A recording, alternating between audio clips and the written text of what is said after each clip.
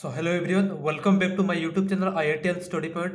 I am Sivasankar Hasda and I am a third year undergraduate student in the Department of Electrical Engineering at IIT Kharagpur.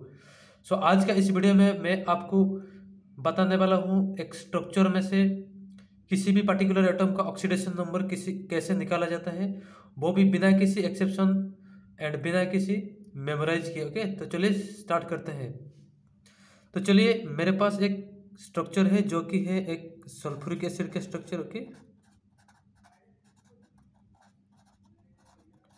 जिसका formula होता है H2SO4।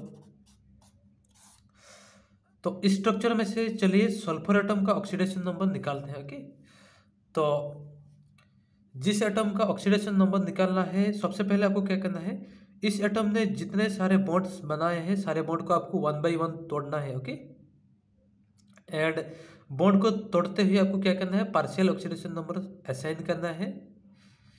तो चलिए कैसे किया जाता है देखते हैं। ओके, तो सबसे पहले आइए इस बॉन्ड को ब्रेक करते हैं। ओके, सो ये एक डबल बॉन्ड है सल्फर एंड ऑक्सीजन के बीच।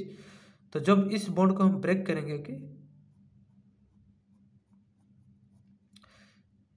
तो हमें क्या करना है, इन दोनों एटम में से जिसका इलेक्ट्रोनेगेटिविटी ज़्यादा है उसको हम क्या करेंगे, -2 चार्ज असाइन करेंगे और इसको +2 चार्ज असाइन करेंगे। ओके, तो आपको ध्यान रखना है जब भी आप डबल बॉन्ड को ब्रेक कर रहे हो, जो जिस एटम का इलेक्ट्रोनेगेटिविटी ज़्यादा है उसको -2 असाइन करना है और जिस एटम का इलेक्ट्रोनेगेटिविटी कम है उसको +2 असाइन करना है। ओके, सिमिलरली उसके बाद इस सिंगल बॉन्ड को ब्रेक करना है। तो जब किसी सिंगल बॉन्ड को ब्रेक कर रहे हो तो जो एटम का इलेक्ट्रोनेगेटिविटी ज़्यादा है उसको हमें -1 असाइन करना है एंड जिसका इलेक्ट्रोनेगेटिविटी कम है उसको +1 असाइन करना है। ओके, सिमिलरली इस डबल बॉन्ड को ब्रेक करते हैं। सो ये डबल बॉन्ड किस किस के बीच है, ऑक्सीजन और सल्फर के बीच है, और ऑक्सीजन और सल्फर में से ऑक्सीजन का इलेक्ट्रोनेगेटिविटी ज़्यादा है। तो जब इस बॉन्ड को मैं ब्रेक करूँगा, क्योंकि ये डबल बॉन्ड है, तो जो मोर इलेक्ट्रोनेगेटिव एटम है उसको मैं -2 असाइन करूँगा और जो लेस इलेक्ट्रोनेगेटिव एटम है उसको मैं +2 चार्ज असाइन करूँगा। उसके बाद चलिए इस सिंगल बॉन्ड को ब्रेक करते हैं। जब मैंने इस सिंगल बॉन्ड को ब्रेक कर रहा हूँ तो सल्फर और ऑक्सीजन में से जिसका इलेक्ट्रोनेगेटिविटी ज़्यादा है यानी ऑक्सीजन, उसको मैं -1 असाइन करूँगा और सल्फर को मैं +1 असाइन करूँगा। ओके, तो आपको यहाँ पे दो चीज़ नोटिस करना है। सिंगल बॉन्ड ब्रेक करते हुए आपको +1 एंड -1 असाइन करना है, डबल बॉन्ड ब्रेक करते हुए आपको +2 -2 असाइन करना है। सिमिलर जो आप ट्रिपल बॉन्ड ब्रेक करोगे तो +3 एंड -3 असाइन करना होगा आपको ध्यान में रखना है जिस एटम का इलेक्ट्रोनेगेटिविटी ज़्यादा है उसको नेगेटिव और जिसका इलेक्ट्रोनेगेटिविटी कम है उसको आपको पॉजिटिव चार्ज असाइन करना है। ओके, सो जैसे ही आप सारे बॉन्ड ब्रेक कर दिए, इसके बाद आप देख सकते हैं सल्फर के पास कितना है, ये +2 चार्ज है, इसके बाद +1, ये +2 और +5।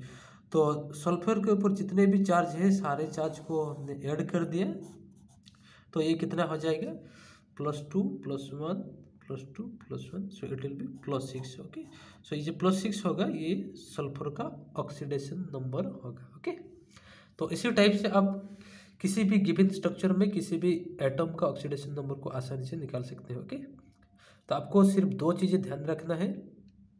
अगर आप डबल बॉन्ड ब्रेक कर रहे हो तो आपको +2 -2 देना पड़ेगा। जब सिंगल बॉन्ड ब्रेक कर रहे हैं आपको -1 +1 देना पड़ेगा। आपको ध्यान में रखना है कि जिस एटम का इलेक्ट्रोनेगेटिविटी ज़्यादा है उसको आप नेगेटिव चार्ज असाइन करना है, जिसका इलेक्ट्रोनेगेटिविटी कम है उसको आपको पॉजिटिव चार्ज असाइन करना है। ओके, तो चलिए थोड़ा देख लेते हैं उस चीज़ को, थोड़ा समराइज टाइप कर लेते हैं। अगर मेरे पास एक बॉन्ड है ए और बी के बीच, अगर ये सिंगल बॉन्ड है, ये डबल बॉन्ड है मेरे पास, ये ट्रिपल बॉन्ड है। ओके, तो चलिए मैं मान के चलता हूँ कि जो बी एटम का जो इलेक्ट्रोनेगेटिविटी है वो ए एटम का इलेक्ट्रोनेगेटिविटी से ज़्यादा है। ओके, तो जब मैं इस बॉन्ड को ब्रेक करूँगा, ओके, क्योंकि ये सिंगल बॉन्ड है और बी का इलेक्ट्रोनेगेटिविटी ज़्यादा है तो इसको मैं -1 दूंगा, इसको मैं +1 दूंगा। ओके, सिमिलरली जब मैं डबल बॉन्ड को ब्रेक करूँगा क्या करूँगा, जिसका इलेक्ट्रोनेगेटिविटी ज़्यादा है उसको -2 और जिसका इलेक्ट्रोनेगेटिविटी कम है उसको मैं +2 दूंगा। सिमिलरली ट्रिपल बॉन्ड ब्रेक करते हुए जिस एटम का इलेक्ट्रोनेगेटिविटी ज़्यादा है उसको मैं -3 असाइन करूँगा, जिसका इलेक्ट्रोनेगेटिविटी कम है उसको मैं +3 असाइन करूँगा। अगर ये जो कोवलेंट बॉन्ड है, अगर सिंगल बॉन्ड के सिमिलर एटम के बीच होगा, अगर चाहे वो सिंगल बॉन्ड हो या चाहे वो डबल बॉन्ड हो, चाहे वो ट्रिपल बॉन्ड हो, ओके। तो जब इस टाइप का बॉन्ड को ब्रेक करना है आपको, तो आपको क्या करना है, दोनों एटम को 0 0 असाइन करना है, ओके।